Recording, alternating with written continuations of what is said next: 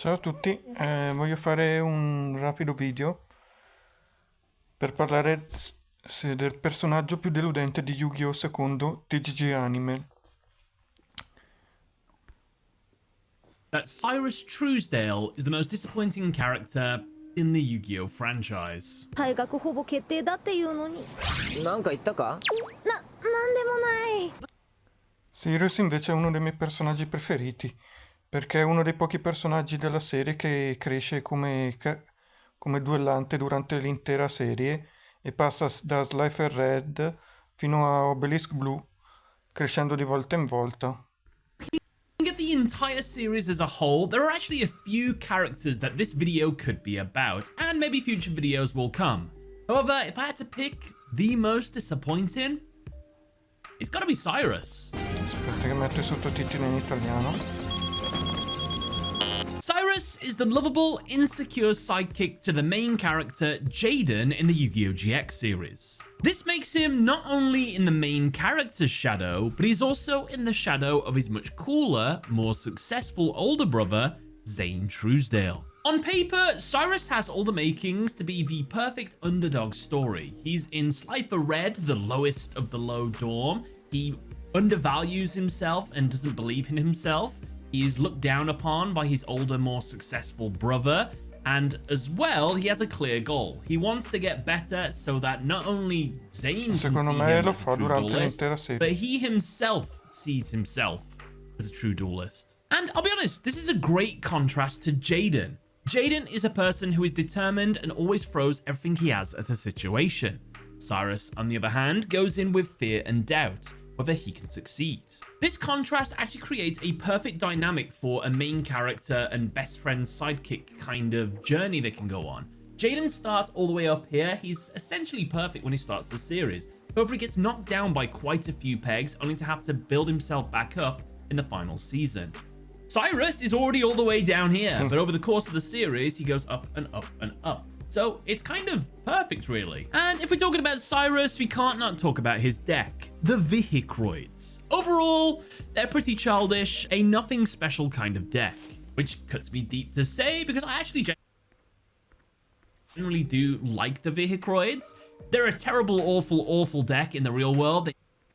Credo che il problema principale è che le persone devono iniziare a scegliere i deck a seconda delle carte che gli piacciono e non costruire il deck utilizzando le carte migliori o più potenti solo perché sono forti.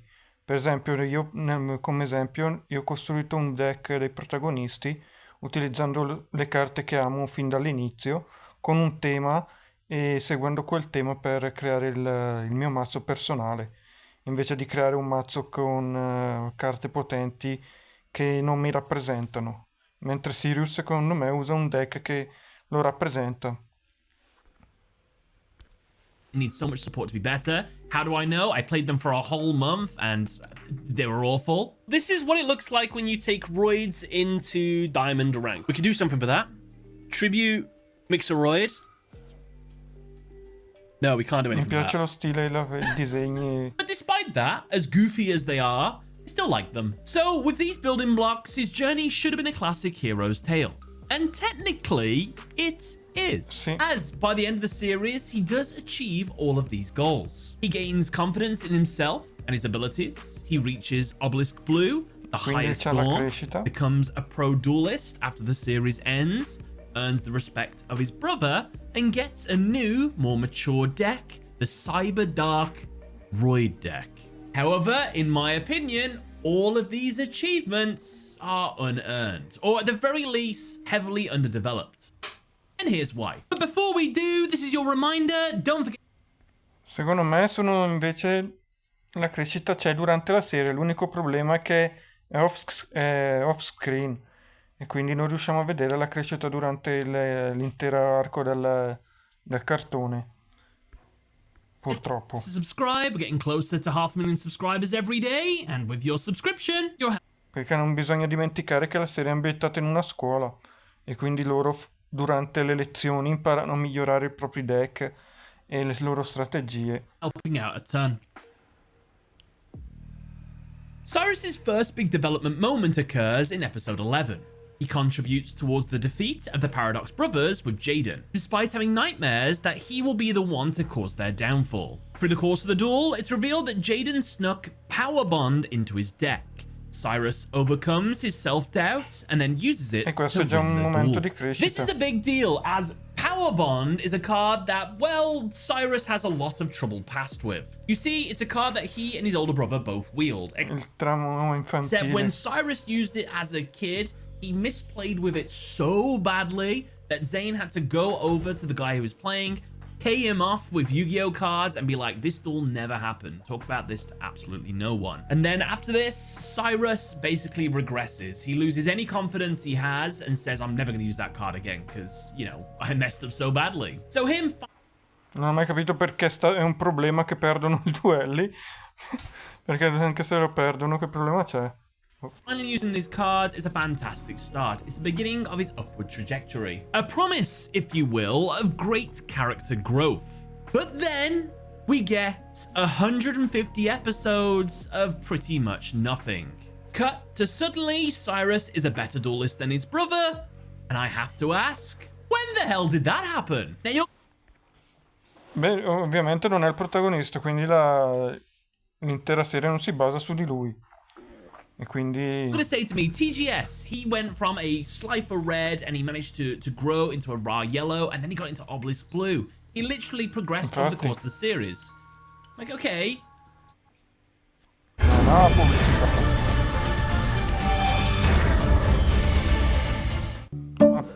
Ma porca. Prodotti per tutti i giorni. But did he really? Typically, when you look at character growth, you look at who they duel against over the course of the series. So let's do that with Syrus. Who did he duel from the start to the end? Well, at the very start of the series, episode 1, he beats the duel examiner to get into Duel Academy. This is a baseline requirement, not necessarily a sign of growth. Next, he helps Jaden in his win against the Paradox brothers. As I said, this is arguably his biggest moment of growth, and that happens in episode 11. He beats, but then loses to Dimitri, a raw yellow copycat duelist. However, in fairness, Dimitri did steal Yugi Moto's deck, and we needed someone to lose to show how powerful this deck is. So unfortunately, it had to be Syrus here. So this loss, it's fine. However, we move on from this to his duel against Missy, who he beats. She is an obelisk blue student, and to beat her was his prerequisite to go into the raw yellow duel. This should be a huge moment, but it's a hollowed victory. Missy? Who the hell is this person? We never saw her before. We never really see her afterwards as well. This opponent is pretty much a faceless obelisk blue student, a character we've never met. So the victory just feels complete. Ma questo non abbassa la vittoria, secondo me. Unearned. But let's be fair, I guess. Yu-Gi-Oh! GX is one of those series that does have a lot of just one-note characters. They jump in, do a thing, and then they're gone for the rest of the series. So, I mean, Jaden played against a lot of them, so we're not discounting that, but still, if it was someone more meaningful, maybe then. After this, though, things get weird. He duels against Hasselbury for the right to call Jaden his true big brother. He does win this, but only because Hasselbury froze the duel at the last minute. And to be fair, this duel would have only ended in a draw if things had have carried on. But the fact that he couldn't handedly defeat Hasselbury means he's not really better than Hasselbury. This is further cemented in their next duel, as Syrus and Hasselbury do a tag team duel against the villains Frost and Thunder, minions to Sabrina, Sartorius' sister. And guess what? They lose. Don't know why they couldn't have won this one, but this was the first like villain test. So my theory is if you've got a main character and they have to deal with every single problem that comes up in the story, every single fodder enemy and every single main villain, then your side cast isn't really contributing too much. And then with Yu-Gi-Oh! GX, like this is like their first opportunity to deal with a smaller threat and they mess it up. That's not great. After this, the Gen X tournament happens, and Syrus is now apparently a much better duelist. He goes on a winning streak against a bunch of no-name obelisk blues. This winning streak, though, comes to a screeching halt when he faces his brother Zane. Now, this is a controversial duel. I'm not a huge fan of edgy Zane, but Zane is being a bit of a prick here, and Syrus has come to free him from his dark persona, only for it to be revealed he's not being possessed by any Per me questo è uno dei duelli più importanti perché deve affrontare suo fratello, che è il suo This is idolo. just the new Zane. So it's such a shame that Syrus loses here. He wasn't able to save his brother, and he wasn't truly able to prove that he had grown stronger than his brother or to the same level at any case, because I do personally think that Zane handedly defeated him, despite how well Syrus played in that duel. And by well, I mean he defended very well. He had set up contingencies for the onslaught that Zane did, but it wasn't enough to go on the offensive and win the duel. I will give it to Syrus. This duel does show how much more confident and how much more he has improved. Zane is one of the best duelists in the show after all, so this loss I'm okay with. And after all, there'll be more opportunities for Syrus to show his improved abilities. This could be the catalyst for even more growth. Right? Well, no. When the Dark World arc occurs, Siren doesn't duel at all, but he is set up for a major character arc. His friends are all sent to the stars, killed, and his best friend Jaden becomes the villainous Supreme King, causing Syrus to lose faith in him. Meanwhile, Zane has a final climactic duel and dies. This arc presents so many opportunities for growth for Syrus, yet for the whole time he just stays as a objective observer in the background. He just watches things occur. And in the end, who is it to finally free Jaden from the Supreme King's grasp? Is it Syrus Truesdale, who has observed all these things and has grown as a duelist? No, it's Axel Brody, another side character. It's cool. It's nice that they gave this character a cool moment. But shouldn't this have been Syrus? After this, we don't see Syrus duel again until the final season, when he's officially promoted to an Obelisk Blue off screen.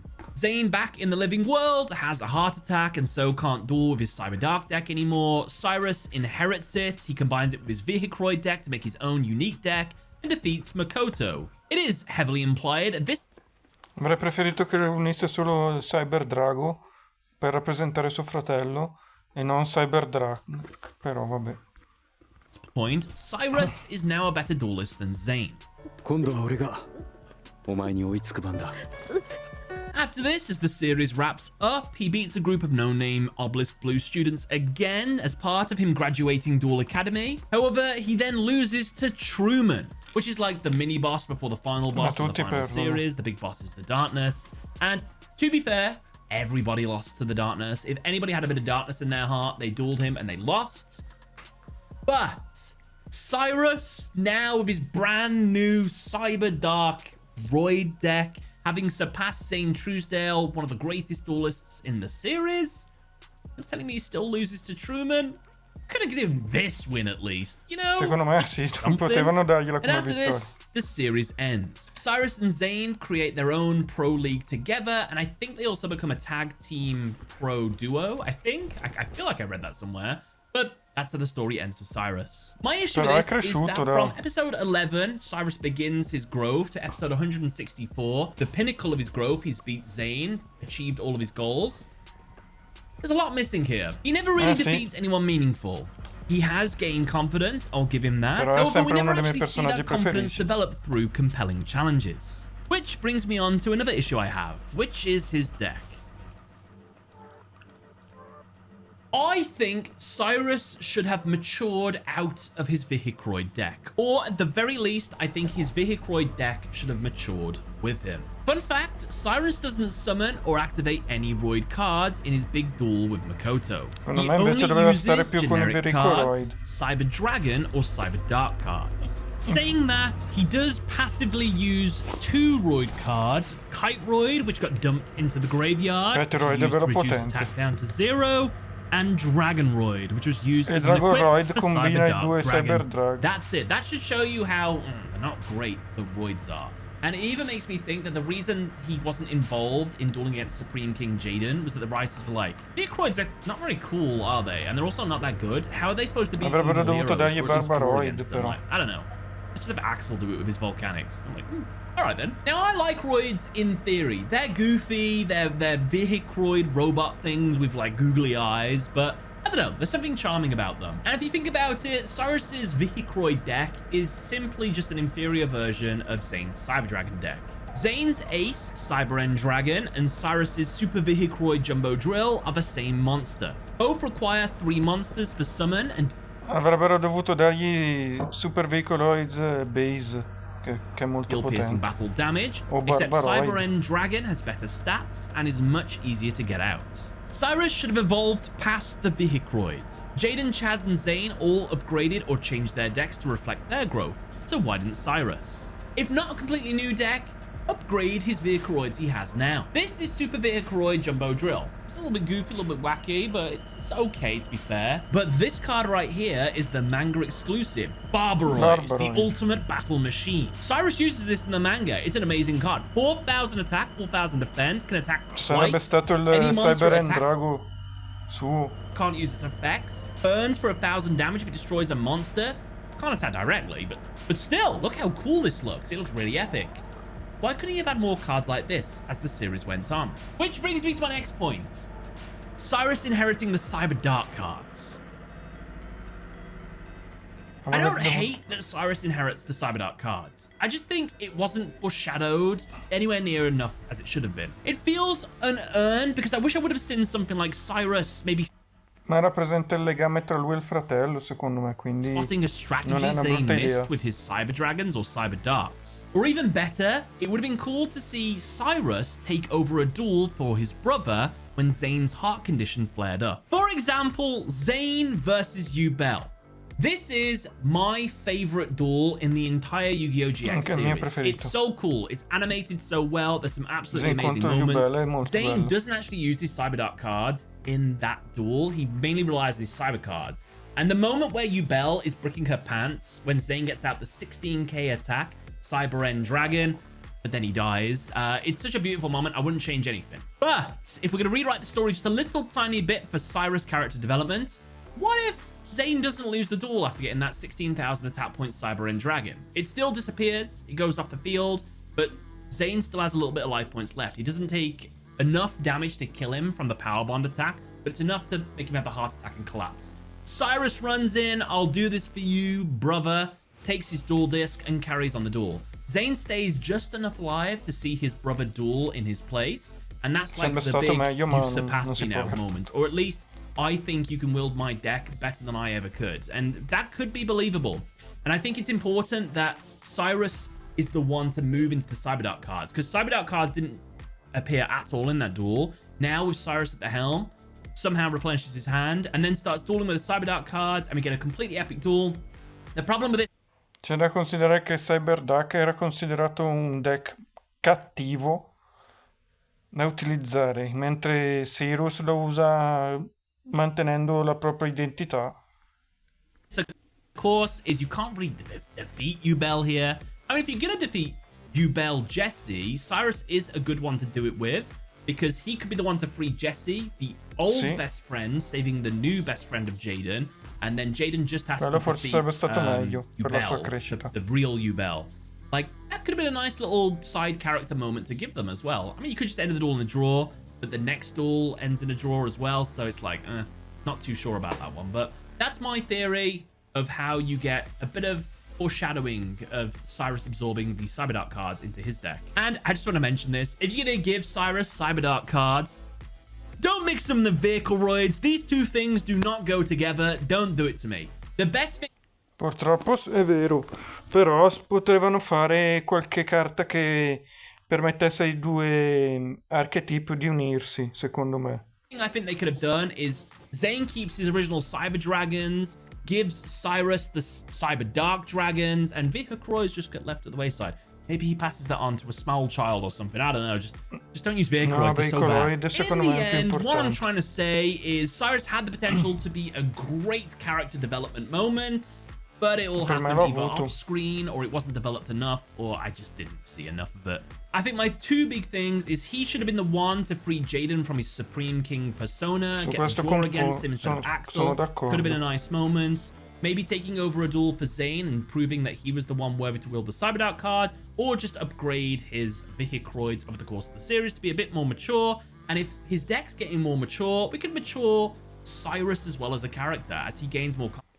Secondo me bisogna tener conto del fatto che Syrus è l'opposto di Chad. Chad cambia deck ogni 2 minuti e mezzo. non ha un legame con le sue carte, mentre Syrus ha un forte legame con le sue carte. confidence. Not that there's anything wrong with being short or anything like that, but he could actually get a little bit taller as well to show this progress, even getting taller than Jaden, because Zane's very tall and usually siblings sort of reach the same height as each other, so Quello non è that could have been a little importante thing. però. That's not necessarily important at all, but I just thought that'd be a cool little feature over the 3 years. He gets a bit of a growth spurt. If you subscribe right now, we'll talk about how Blue Angel is probably the second most disappointing character in the entire Yu-Gi-Oh franchise. You have a deck that does so much burn Blue Angel c'è un deck buono, comincia già con un deck buono e viene, diciamo che viene sempre sconfitta. damage in a 4,000 life point meta, and you lose every duel? Sì. What? Thank you all for watching. Vorrei parlare del fatto che io in Duel Links uso Syrus spesso e ho combinato il suo deck Veicoroid con Velociroid dell'Arc 5. L'unica cosa che mi dispiace è che hanno fatto due deck molto simili, Veicoroid e Velociroid, che uno praticamente serve per... uno è basato sui sincro e l'altro sulle fusioni, però i Velociroid sono carte che sono state create in memoria dei Veicoroid. Avrei voluto che avessero degli effetti che potessero combinare tra di loro, mentre il problema è che i Veicoroid sono terra e macchina e i Velociroid sono macchina e vento e hanno gli effetti che funzionano solo con carte di tipo vento. Per me è una stupidaggine. Let me know your thoughts and sorry.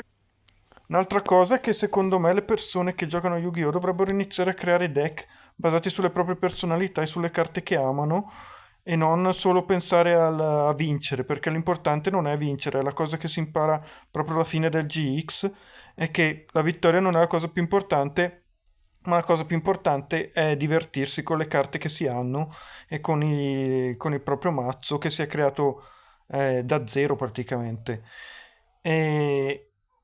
Ma la maggior parte dei duellanti semplicemente usano mazzi già fatti per vincere. Io invece preferisco fare mazzi che abbiano un tema o un'idea di base. Per esempio, ho fatto un mazzo, il mio personale, che è basato su tutte le carte dei protagonisti. Non vanno molto d'accordo tra di loro, ma è il mio mazzo che ho creato fin da quando ero piccolo. Un altro mazzo mi piace tanto quelli che hanno una storia. Per esempio, volevo provare a fare un mazzo con tutta la storia di Endymion, fin dai Magistus, fino ad arrivare fino all'Endymion alla fine con come si chiamano? Prophecy, The Invoker e come si chiama? VR è la... mi ricordo il nome.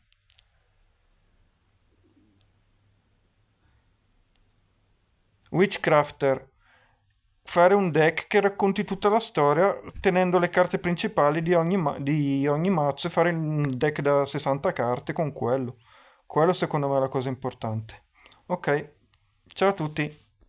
Volevo parlare di questo.